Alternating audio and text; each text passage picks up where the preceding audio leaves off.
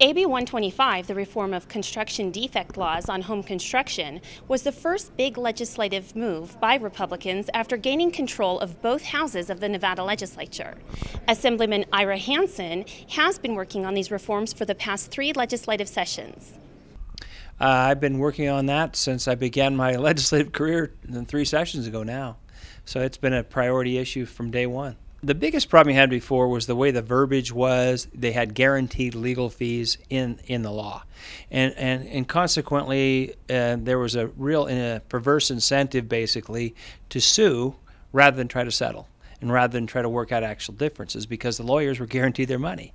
And consequently, they started having all these massive class action lawsuits. And it was, I mean, no exaggeration, Todd, it was billions of dollars that we were talking about. And consequently, the insurance companies would just settle, and because taking it to court, they knew they'd have to pay the legal fees anyway. So what changed now is you can still, if you have a defect in your home, you still have an opportunity to get it repaired, which was the intent all along. And if, in fact, there is some problem with the repair or you're not happy with it, you can still go to court. But this will ensure basically that the opportunity to repair occurs first.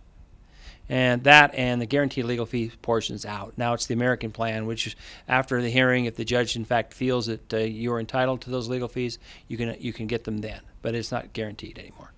AB 125 passed on a party line vote, with several legislators questioning the need for it. Respectfully, in 1995 and 2003, we did have some pretty bipartisan bills. In last session, I did support some elements of this bill that were bipartisan. Personally, I'm a little worried that the bill comes at the expense of homeowners and the middle class. I believe access to justice is an extremely important consumer issue. And I'm just not convinced that Chapter 40 led to the housing market declining. I think it's more tied into the banking industry and the Great Recession. I wish also that we could have spent more time getting comfortable with this and working through its provisions.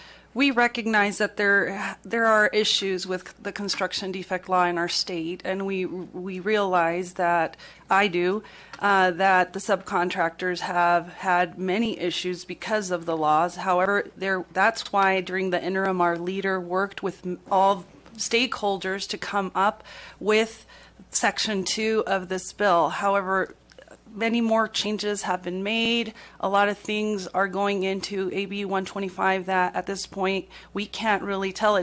I can't tell that there's an expedited recourse for the homeowner in order to rectify any construction defect problem. So for those reasons, I am also voting no. Governor Sandoval signed AB 125 into law immediately as it arrived on his desk. At the Nevada legislature, for the Stealth Reporter, I'm Theresa Catalani.